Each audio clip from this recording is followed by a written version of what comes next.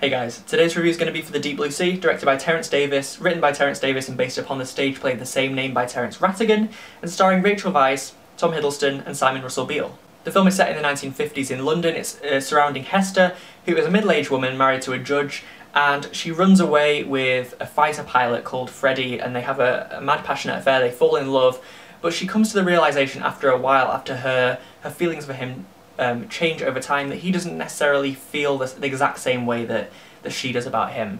The film is a beautiful, lyrical, romantic film. It's just full of passion, full of romanticism.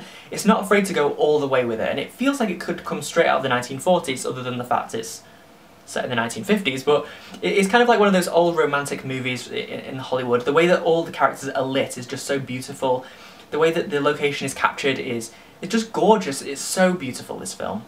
It's apparent how restrained everyone else is around the main character, that everyone is feeling restrained by the society, how everyone has to be told to be put in their place. No one can feel real feelings or emotions.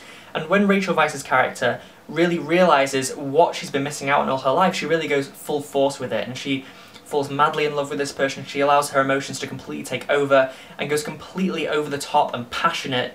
And that's kind of the way I feel about the way the film is as well. It tries to be big and luscious and gorgeous, and it really does that, and it really puts that passion across well. The actors also do an absolutely fantastic job. Rachel Weisz, I'm never really a big fan of her, but I think she's great here. She's the best I've ever seen her. Tom Hiddleston really captures that character really, really well that he's playing.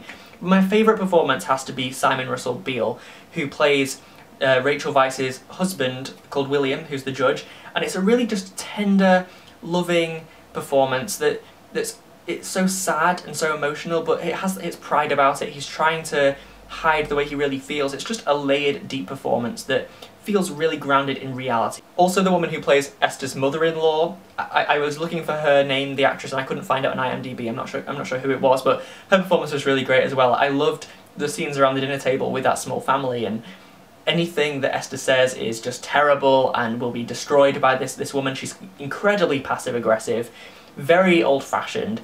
She's just very, very difficult to please, and there were a few funny but sobering and difficult scenes with her. I really liked how layered those scenes were. They were really interesting to me. The film is based upon a stage play though, and in some places it's noticeable. There's just something about the dialogue, there's something about the way that they're performing the lines. It feels very written, like there's just something very written about the whole thing, and less natural. And for a film that's going for that mad passion, I feel like some of the lines which feel very thought out and less spur of the moment, they didn't really fit in the film, and it kind of took me out a little bit. I could sense these actors finding it difficult to put these lines across in any kind of realistic way in places, and that kind of put me off a little bit. Another point I want to make is the music in this film. There's a gorgeous piece of music that plays over it. It's absolutely stunning, and I would definitely listen to it on my own in my free time, just on its own, but it didn't fit in this film. It was so luscious, so over the top and gorgeous that it was kind of distracting. There was a period at the beginning where it was literally being played over the things that were happening, very loud,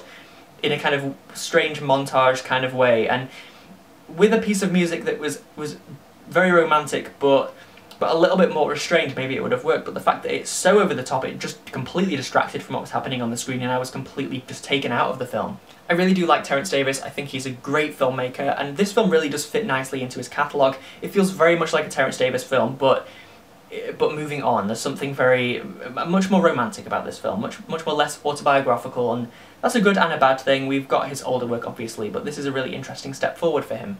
I had a really emotional response to this, but at the same time there were a few flaws that I couldn't really look past.